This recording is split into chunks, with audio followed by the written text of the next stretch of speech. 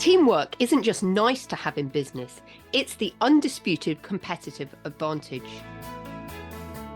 When your team members work as a unified force, your whole operation benefits through higher productivity, thriving creativity, and unstoppable momentum.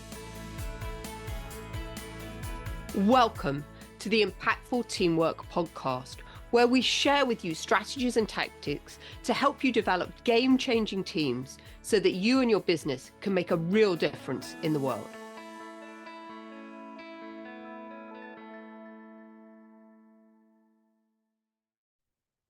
Welcome back to this week's edition of Impactful Teamwork. My name's Julia Felton and I'm your host and guide for the next 20 minutes. While we delve into everything about leadership and teamwork, and today I wanted to touch on a topic that I call, have you built strong fences? And I'm going to draw on some material from my book, Unbridled Success, How the Secret Lives of Horses Can Impact Leadership, Teamwork, and Communication Skills. And the essence of this topic is all about creating boundaries. And I wanted to start with a quote from William Arthur Wood. Leadership is based on inspiration, not domination, on cooperation, not intimidation. And I think there's perhaps for all of us a time in our lives when we have felt abused or violated in a relationship. We feel like a relationship has kind of gone a bit stale and uncomfortable, and we don't really know why. And this happens to people day in, day out.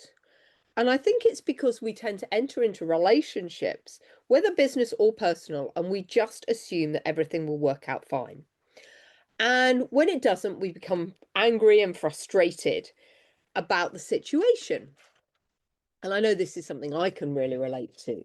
But what really is going on that causes the situation? Why do relationships break down? And for me, there's a really big reason, and that is due to a lack of boundaries.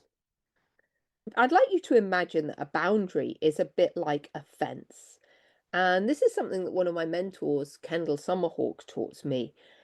And I really like this idea, obviously, because I have fences that keep the horses in and out of the paddocks. So the fact of a boundary being a bit like a personal fence is something that really resonates with me.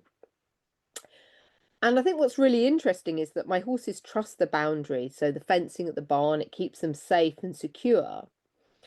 And the thing is that that fencing doesn't need to be incredibly strong to keep them in. They respect it and they rarely try to escape. Obviously, except for on occasions when my young pony Bracken will try and lean over the fence and does it with such gusto that she breaks a rail. But generally, the horses are pretty respectful of the fencing. But of course, if I don't pay attention to the boundary line and the fencing, then of course the horses can escape. So what I'd really like you to think about today is that a personal boundary is just like a fence, and we need to maintain it in order to keep ourselves safe. So what are boundaries and how do we set and maintain them? Well, the purpose of having boundaries is to protect and take care of ourselves, because we need to be able to tell other people when they're acting in ways that aren't acceptable to us. And I think the first step here is starting to know that each and every one of us has a right to protect and defend ourselves. Because personal boundaries help us enjoy healthy relationships and attract people into our lives who are positive forces that build our self-worth. And personal boundaries factor into enabling us to create a rich, fulfilling life that helps us stay in control of our destiny. So let's look at different types of personal boundaries that exist. So the first one is probably about saying no. And saying no and not feeling guilty about it. Because let me reassure you, you are not expected to do everything that everyone asks of you. And I think one of the biggest challenges we've got in business right now is a lot of leaders particularly those in middle management roles, feeling that they have to say yes all the time to the requests from their boss. And sometimes these requests are just, quite frankly, unreasonable in terms of the timeline. So I always say to my clients, it's okay to say no. And it might be, no, I can't do it this week, but I could do it next week. So if we are going to say no, if it is possible to say no, but accommodate something in a different time frame, then I would really encourage you to do that. Other times we might want to set boundaries are when it's something that's based on our own moral beliefs, because going against our values for another person means that we probably want to reassess the relationship with them. So if somebody's asking you to do something that isn't a violation of your personal values, then I would highly encourage you to really consider, do I want this person in my life? Because they're not respecting my decision in terms of what I want to do. Personal boundaries can also help you form your identity because they can force you to evaluate what you want and what you don't want in your life and enforce those guidelines. Identity has really been a massive topic that's been coming up for me recently, and I think it is so important that we are clear on not just our identity, but then the values related to that, so that we can live a life that we really want to do. And I know a number of clients I've worked with in the past, one of the biggest challenges that I've often seen, particularly from women, is we don't want to offend anyone. So we almost allow people to walk over us. And we end up in relationships which are quite disrespectful. People aren't respecting our time and energy and value that we're bringing to the relationship. And then we get into resentment and we start in this downward spiral of negative relationships. So it's really important that as an individual, we are really clear on what our identity is, and our personal boundaries help enforce that and then relate that to our values. And then related to that, it's really important that we speak up when other people cross our personal boundaries and that we tell them. Because if somebody doesn't know where our boundary guidelines are, they will overstep them. And if we continue to allow that to happen, then we get into a situation where we feel a bit powerless in the relationship because we've never said no, we've never given somebody some feedback that they are violating our boundaries. And it's not about fighting with somebody when they overstep their boundary, it's about talking to them calmly and reinforcing what our boundaries are. And this gives us a sense of self and purpose. And lastly, I just want to talk about the concept of trust, because don't let other people tell you that your personal boundaries are unacceptable. They don't live in your skin, in your body, and you know what you need better than anyone else. Setting boundaries is such a fundamental part of relationship building within the workplace, and yet it's a topic that we don't really talk about. And I know that I used to struggle with setting boundaries. And it was actually an experience with a horse that really helped me understand the importance of setting boundaries. Because, of course, when you're working with a horse, it's a large animal. And if we're not clear on what our boundaries are, a horse can easily walk over us. And I'll share with you in a moment a story about what happened with Bracken when she was young that also really solidified that experience for me. And I know in the past I've been guilty of not setting boundaries because I think that people won't like me, or if I did set a boundary, somebody might think I'm being very manipulating.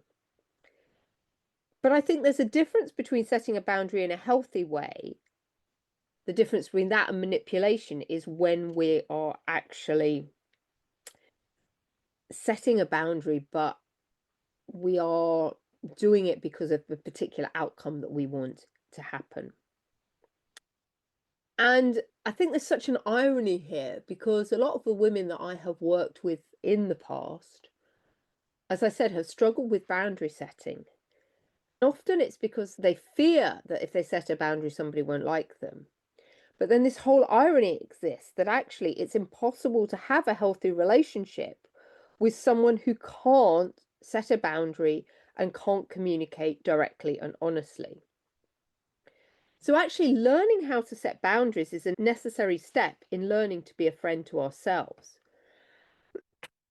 It's our responsibility to take care of ourselves, to protect ourselves when it's necessary. And it's impossible to learn how to be loving to ourselves without owning our right and responsibility as a co-creator of our life. So as I said, the horses taught me a lot about personal boundaries. And let me just share with you a story about Bracken. So Bracken, some of you might know, is a little pony that I rescued when she was about 9 months old. She came to me and she was absolutely terrified of people. And I had to spend a huge amount of time building relationship with her. And the way that I did that was just hanging out with her. I'd often go and sit with her and her field mate Thistle, literally for hours and hours in the field with no expectation. I just wanted her to start to get used to people could be around her and nothing bad was going to happen. Now, I don't know what happened to Bracken before I rescued her at 9 months, but given that she was very emaciated, I don't think she had a great start in life.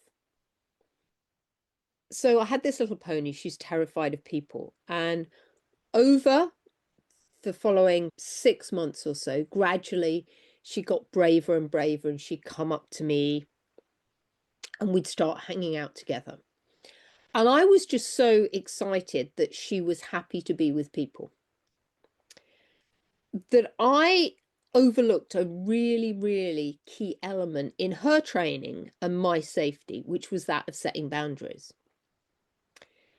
Because the one thing I always teach my clients is that if you ever come and work and do our Unbridled Success days and partner with the horses, it's really important that you can set a clear boundary with the horse because you need to keep yourself safe. And because I was so happy that Bracken was finally interacting with people, I didn't set clear boundaries with her, which was fine to some extent when she was very, very small. You know, this horse now weighs 1/2 ton. It's not fine if she doesn't have boundaries, if I don't have boundaries with her. So what I began to realize over time was that Bracken was becoming quite disrespectful. She was walking into my personal space. She was like knocking into me. As she was getting bigger and bigger, that was becoming really dangerous. And so what I had to do was go and re-establish a boundary with her and say what was okay and what wasn't okay. And that is the hardest thing I have ever done. Set a boundary with somebody when you had already tolerated a different boundary. So I had to become super, super clear with Bracken what was okay and what wasn't. And it involved me having to draw on the depth of my reserves to be assertive, to keep her out of my space. And of course, when I asked her to move out of my space and I was setting that boundary, if she carried on coming into my space, I had to be resourceful enough to keep going and say, no, that is not acceptable. We need a different course of action. So in my particular case with Bracken, and I don't suggest you do this in the workplace, I had to find ways to keep her out of my personal space because I'd asked her a question. I said to her, please stay out of my personal space. And she said, no. So I had to get bigger. I often had to take off my coat and wave it around to create a sense of space around me. At one point, I even had to have a water pistol to keep her away from me. And this is the problem with relationships. As I said, often people in business are scared of setting boundaries in relationships because people won't like them. The problem is if you don't set a clear boundary, then the other person does start taking advantage of you. They start disrespecting you, and over time you become frustrated. And then often people become frustrated, they'll blow up, they'll be a bit angry. And then, of course, you're trying to set a new boundary with somebody, and they're like, well, Julia, this was okay last week. Why is it not okay this week? And that's very, very confusing for other people. And that is often why relationships break down, because of this lack of clarity around the boundaries. And to be honest, with my own boss in corporate, I really didn't set any boundaries with him. Every time he used to give me work, I was like, yeah, bring it on. To the point that I pretty much nearly burnt out in that corporate role. If I hadn't taken a sabbatical, I would have burnt out.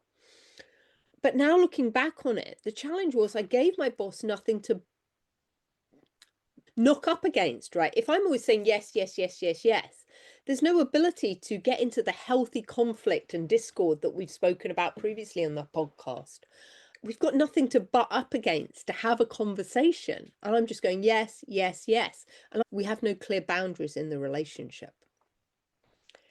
So it's not surprising that boundaries is one of the things that we often work on when clients come to an Unbridled Success Day, because they are just so important. We need to have the courage to set the boundary and the courage to reinforce it when it gets violated. I believe that every single relationship starts out with an equal measure of trust and respect in the relationship. But the problem is, if we're not clear about our boundaries, then somebody violates them. And if you think about it as a seesaw with trust and respect on it, it goes out of balance. And eventually that's when conflict happens. So just take a simple example.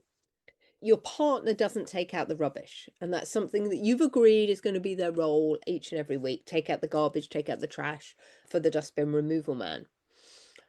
And they don't do it, and you don't say anything, and maybe you just let it slide and you let it slide. And eventually it's the point that your partner's no longer taking out the trash each week. And that's actually quite disrespectful, because that was kind of one of the rules of engagement you set at the beginning of the relationship. But because you didn't turn around on that first time it happened and say, actually, that doesn't work for me, this is your job, your responsibility, the person's going to continue to avoid doing something until such point as somebody says something. So I hope you can see how this can cascade and really get out of control quite quickly. And I think it's really important that we understand that developing boundaries and engendering respect are key components of building successful relationships. And in their book, The Leadership Challenge, James Coatsner and Barry Posner state that leadership is a relationship. And in fact, they explain in great detail the importance of building camaraderie amongst the people that you're leading. Because when you have meaningful relationships with other people, you can work more effectively together. You have a common goal and a consistent purpose, and your efforts are channeled towards the same outcome. And this is why effective leaders recognize the importance of building solid relationships in order to get great teamwork. And they continue to build connection with the people that they lead. So I want to leave you with 3 simple tools that great leaders use to improve their working relationships. And the first of those is that they really listen. Leaders let other people talk and they pay attention to what the other person is saying. They remove anything that would distract from their conversations, and they focus on what people are trying to convey. The second thing great leaders do to build relationships is that they understand. They appreciate what the other person does and they value their contribution. Leaders are not only open to new ideas, but they're also eager to learn new things. They know that taking the time to understand where people are coming from will pay dividends in the long run. So when we're talking about this understanding, this is about getting into the other person's shoes and seeing things from their perspective. And lastly, the thing that great leaders do to improve their working relationships is they really acknowledge the contributions of others. They're quick to give credit to others for their success. They celebrate achievement and delight in the accomplishments of the team, because they know that people will be more motivated to work hard and try new things if their effort is acknowledged. And I think it's really interesting to me that these 3 dynamics These traits of listen, understand, and acknowledge are very visible in terms of the herd dynamics of horses, because horses are always paying attention to each other. And they spend time acknowledging each other's presence simply by being companionable. The herd members implicitly understand the contribution that the lead horse and the lieutenants make to the success of the herd. And they always acknowledge what is going on for everyone else. The horses have been masters about teaching me these areas because I have to exhibit these characteristics each and every day when I'm working with my herd. And I always have to be aware of how my horses are feeling in the moment, which means I can't get distracted by mundane thoughts. And I also know that my horses perform better if they receive regular positive feedback on how they're doing. Because it's a continual positive feedback loop that helps boost self-esteem and keeps wanting my horses, as well as team members, to deliver more. And unfortunately, that wasn't always my experience in the corporate world, although it should have been. Often in the corporate world, I felt sometimes I wasn't listened, understood, or acknowledged. And if we fail to build relationships and appreciate our team members, you're never going to get their commitment to help you build a highly successful team. And as we bring this to a close, I just want to conclude with a quote from Peter Drucker, a very esteemed management consultant. And this is what he said that sums up so well why leaders need to pay attention to relationships and acknowledge and respect each other. And he said, "Manners are the lubricating oil of an organization. It's the law of nature that two moving bodies in contact with each other create friction. This is as true for human beings as it is for inanimate objects. Manners, simple things like saying please and thank you, and acknowledging a person's name or asking after their family, enable two people to work together whether they like each other or not. Bright people, especially bright young people, often do not understand this. If analysis shows that someone's brilliant work fails again and again, as soon as cooperation from others is required, it probably indicates a lack of courtesy. That is a lack of manners." And I think all too often in business, we become stuck in the busyness of the situation and we forget to build and engage relationships with other people. And so that's what great leaders do. They understand how to build relationships across the organization because it can make such a massive difference. So my invitation to you is to really think about, how are you setting boundaries in your relationships, whether they're professional or personal? We all need to build strong relationships. And my invitation to you would be to spend some time and really get clear on what your own personal boundaries are so that you can set those with new people you meet, and also get really clear. And you may need to renegotiate some boundaries with some existing colleagues or friends where you realize that actually some of the things that are happening in those relationships actually violate some of your values and your beliefs and your identity. So I hope you've enjoyed these thoughts on personal boundaries. As I said, I like to think of them like a fence. They're a fence that can protect me as I go through the world. And I think the thing to say about setting these fences and these boundaries is not to be afraid of them. It's so much easier when we set the boundaries. Actually, setting a boundary gives people so much clarity. It makes relationships so much easier. So the question that I always reflect in is why don't we do it more often? So that's the thought I'm going to leave you with for this week, is to think about, why don't we set boundaries better? Because I know how powerful they can be in helping build relationships. And we know when we build relationships, we create better, high-performing teams. So until next week, bye-bye.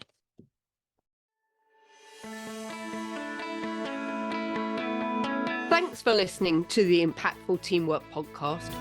Please stay tuned for future episodes and do subscribe wherever you get your podcasts. If you've enjoyed this episode, please leave a rating on your favourite platform. Recommendations are essential for attracting new listeners. Please follow us on social media at Julia Felton and at Business Horsepower. And if there are any topics you'd like us to cover on future episodes, please do let me know. Remember, you and your team are always making an impact. What impact will you make today?